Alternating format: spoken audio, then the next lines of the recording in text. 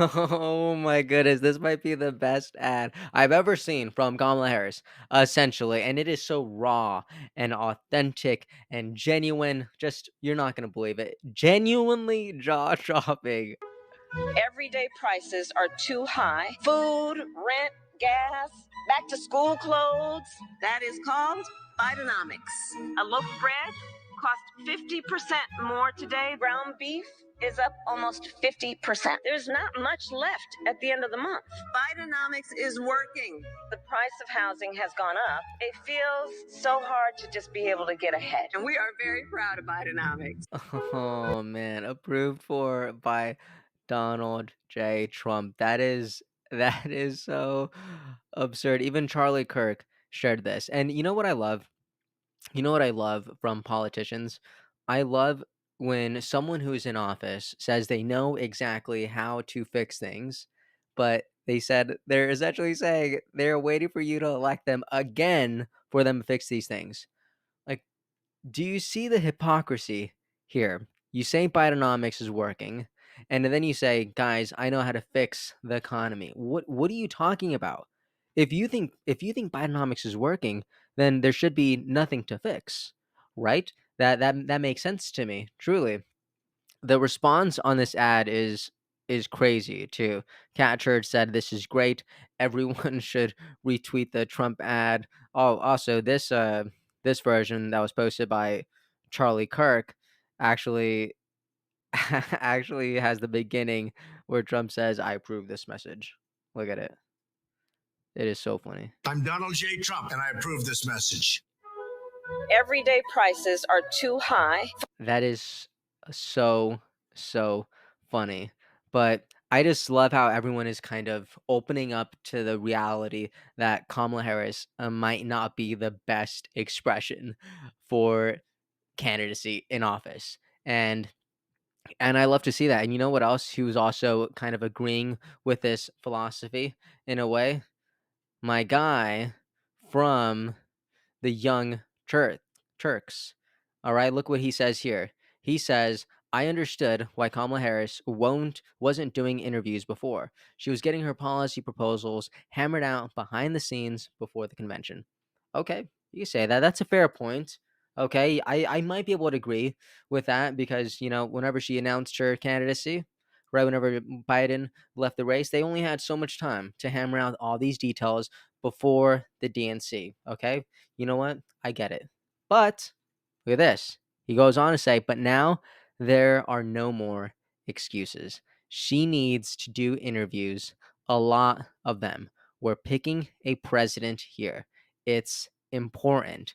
And I love how this guy is actually just he's advocating for this as well in the comments. Give me 1 second. Someone says, "She doesn't owe you emotional labor." I mean, that's kind of weird, kind of a weird thing to say, but whatever. And he responds and says, "She doesn't owe me anything. She owes the voters an explanation of what they are getting. It's about the voters, it's about the people." He continues and says, "And she owes Democrats the best effort possible to win.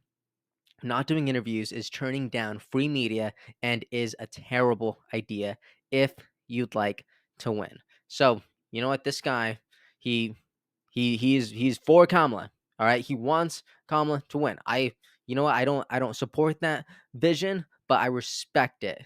I respect it. And even someone on the left is criticizing Kamala Harris. And I just think that is it's fascinating. I think we got to pay attention to that. Truly. And this one guy who is actually part of the Trump administration, he says she won't, or he's actually a part of the Trump campaign, sorry. But he says she won't debate without notes. This is really who you guys picked to be your nominee? I mean, did the people pick her? There there's some argument there. I don't really I don't know. I don't know. But you know what else is interesting that I saw today? It was it was this post by Lauren Lee where she was actually talking about RFK Jr. And this guy has a great perspective on essentially his endorsement of Trump. Now you could argue semantics here, like, oh, he didn't endorse him, he supported him. You could say that. I mean, I brought up the definition of endorsement on the other in the other video, where endorsement just means showing public support of a candidate. And I think we saw that in RFK Jr.'s national address. I think we clearly saw public support of Trump. All right, or at least in very specific ways. And also, we saw what how RFK showed up to the Trump rally, and it was just a wild experience. And I think we need to talk about that maybe in another video. But I love this guy's perspective here, and this is a lifelong Democrat here. So check this out. Are in a novel moment in American political history where many of us who hold different positions on the political spectrum are finding that none of our differences matter in light of the jeopardy that the republic is in. Is he is saying those differences aren't going away, but they're just simply secondary. By withdrawing from certain ballots and not others, he is emboldening a movement that is more widely recognizing that those differences have to be put aside until the main job is done. So I was very interested in the way he navigated the idea. This was not a simple endorsement of Trump. This was an endorsement of retaking the White House Wow. and using that position to restore the republic to its proper course. Are in a Wow, that is incredible, and I completely agree. Because if you were to take the time to actually watch RFK Jr.'s address to the nation, you would see that he is deeply burdened by the state of the country, and he still believes in the campaign that he was running. That's why he's not dropping out of every state, but he is dropping out of pretty much all the battleground states, all the swing states. But it's because he knows that there is a bigger problem right now, and all the other issues that he wants to take on, they become secondary. So I think that's really important to know, especially to RFK Jr. supporter, truly. And one other thing that I want to show today is I love this guy's perspective. I've never really seen any of his content before, but I really like the question that he posed here. So I'll go ahead and read it. He says, I have a very serious question to which I would appreciate serious answers. Many hundred, many hundreds of people I know personally are voting for Kamala because she is not Trump. Others are voting for her because she's a woman and they think it's time America had a female president. Okay. Others because of race. Some others I've spoken to told me that they are voting for her because she seems cool and fresh and they think that's what America needs right now. Sure. Here's the question. If you are voting for Kamala for any other reason than the ones mentioned above, can you please tell me what that reason is? Okay. All right. Pretty solid question so far. He goes on to say, again, the answer should not include the word Trump. I am not asking why you hate Trump. That is so important. This is the same problem that we had in 2020 when it was Biden against Trump. So many people voted for Biden simply for the reason that he was not Trump. Okay. And I'm not trying to, vote shame you over here, but that's just simple facts, right? So many people were voting for Biden because he was simply the opposing character of Trump, and they just didn't like Trump for whatever amount of reasons. But he goes on to say, I'm asking you why you like Kamala. Is it her policies? If so, which ones? Is it her opinions? If so, which one? This is a genuine question I'm asking to learn, not to judge. Looking for real answers. I'll just add my own 2 cents.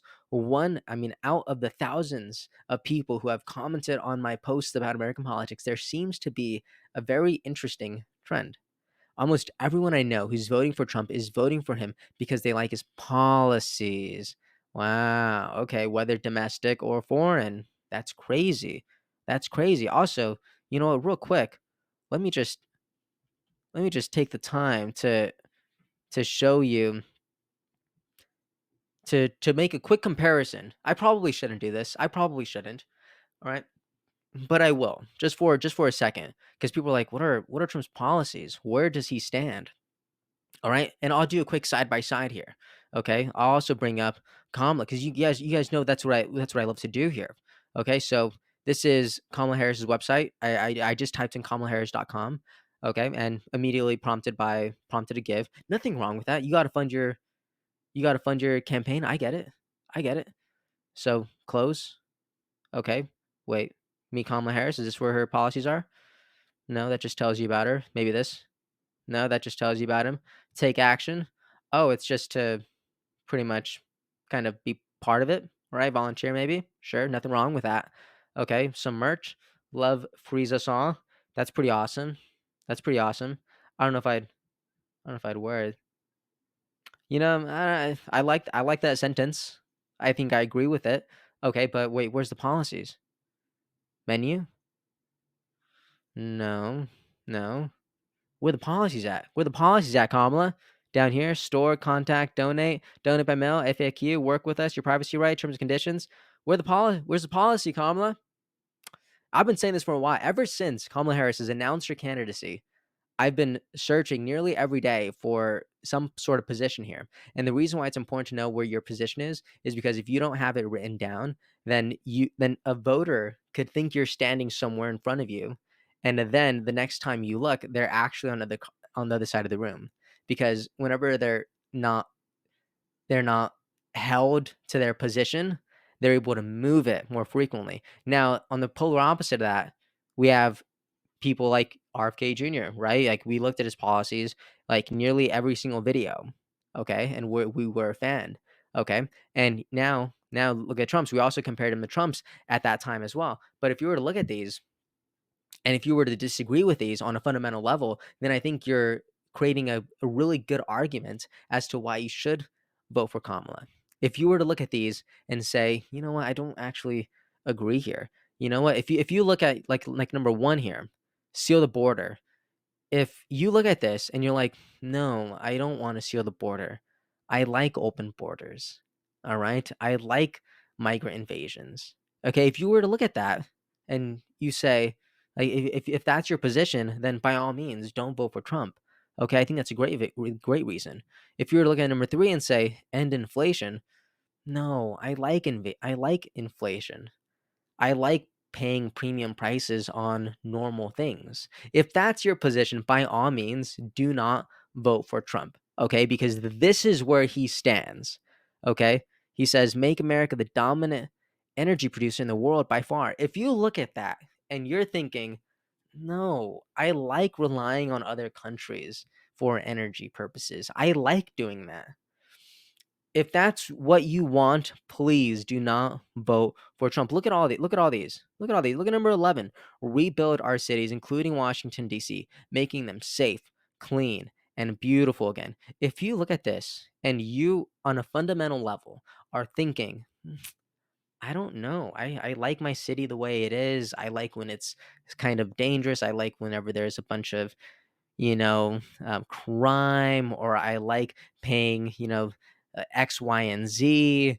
Like, if you look at that and you think, I actually am comfortable here. I don't see the need to actually rebuild our cities and work to making them clean and safe and beautiful. If that's your position, don't vote for him. All right. Now, to be clear, I don't know what Kamala Harris's position is here. I wish I could show you. I wish I could bring up a side by side comparison, but that's just not where we are right now in the election. I don't know if we'll ever be there. But what I wanna show you is, like, just the other day, I was having a conversation. They were like, "What would you tell someone who's not really so knowledgeable here, but they're also not a big fan of Trump?" I told them directly, "Don't be a fan of Trump." Okay? You don't need to like the guy. Absolutely. Absolutely not. You do not need to like Trump. Okay? I don't know if you need to like any politician, but what I do think you need to do on a fundamental level, on a personal level, is I think you need to like the direction that they're trying to go in. Okay? You need to look at what he's saying and you need to say, personally, I agree with this or I disagree with this.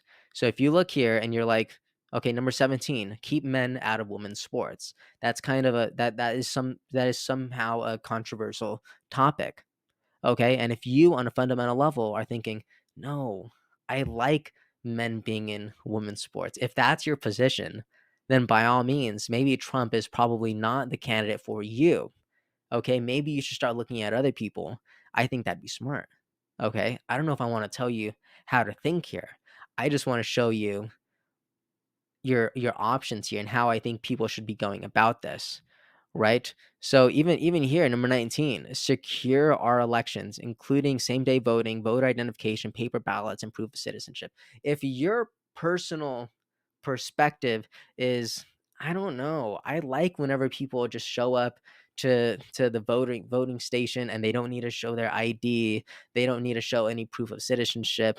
They could just show up and vote, and you almost don't know where they're coming from. And then maybe if you're on a in an area or a state that shares a border with another country, maybe your perspective is a little different because maybe you actually are seeing some sort of invasion, maybe you are seeing some elevated crime, maybe you are seeing some people who are actually not supposed to be voting, but they are.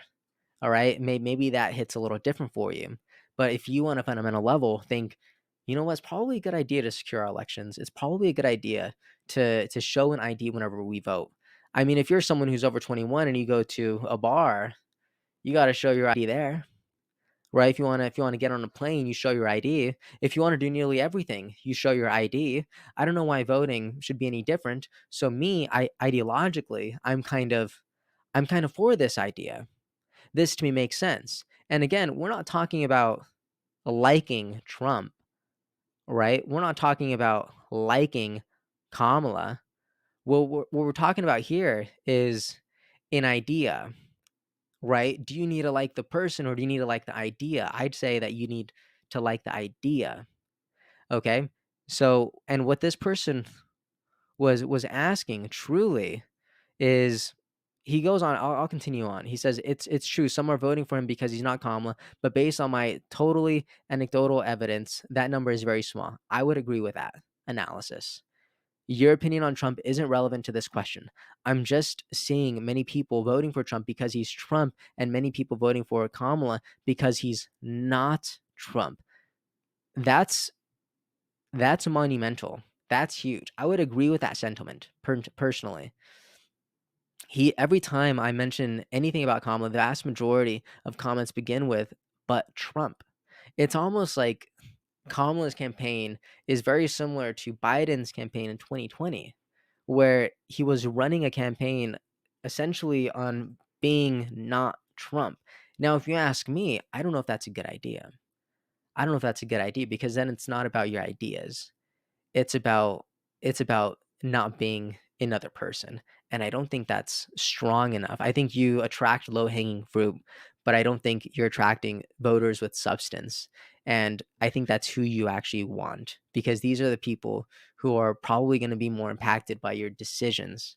So, he goes on to say, "So if you're voting for Kamala for reasons other than the fact that she's not Trump, she's a woman, a person of color, or she's young and hip, what is the reason?" Looking forward to your thoughts. And I'm surprised to see the comments here because some of them I would agree with. So Rio says, "I'm voting for Kamala because she has a long history of working for the public good." Okay, yeah, I mean she was essentially spent her entire life in government, right? That's essentially public good. Hillel says, "Can you please be more specific? What has she done for the public good?" Someone in the comments ends up saying, "A lifelong California here. She hasn't done one tangible thing for this state." Karina goes on to say, "Same, been in the state for 20 years. I've only seen it decline, not improve." So if you're in California, you could speak directly to this. You really can. But I just think this is a great question to ask, and I think it appeals to many people's curiosities about this election, where the state of this election is right now. So it does seem like the conversation right now is between Trump versus Kamala. A lot of people probably won't like that I say that, but I'm just telling you how I'm seeing things from my perspective. So something that I would recommend, and I'll have this linked up in the description, but I have pretty much Donald Trump's platform here. And I would encourage you to look through all of these. Now, I'll also I'll also say that we did spend a lot of time looking at Kennedy's in this past season, and I loved it. I think his were a little bit more tangible because whenever you look at some of these, right, a lot of them have like action points, right? Like look at this. Here's what Kennedy will do to make it a reality: raise the minimum wage to $15, which is equivalent to its 1967 level. Okay, prosecute union busting corporations so that labor can organize and negotiate fair wages. Okay, I think these are great. Now, by comparison to Trump, you don't really get that here. You know, I tried to click on here and you can't really click on it, right? And I don't know, maybe there's other areas where I could find a little bit more information here, but I do think that's interesting so far. But what I would recommend people who are a little bit on the fence, which I think most people are these days, I'd say look through these and see if Trump's platform most resonates with you, with your values, with your ideas, and with how you see the future of this country. And I would also ask you to do the same thing with Harris. I would love to show you some policies here, but I haven't really been able to find any, and she also hasn't given us really any interviews out there, as the Young Turks already suggested. But yeah, I'd love to know where you guys are standing today. Please let me know in the comments. I'm excited to read all of them, and I hope you have a great day. I'll see you next time. Hey everyone, thank you so much for watching and listening. I appreciate your time so much, and I really hope you enjoyed this episode. If you'd like to support what we're building here, please like and subscribe. It means a lot and it really helps us out. And if you want to see even more content from me, make sure to follow me on Instagram. I'm going to be sharing a lot more on there. Thank you so much. Have a great day, and I'll see you next time.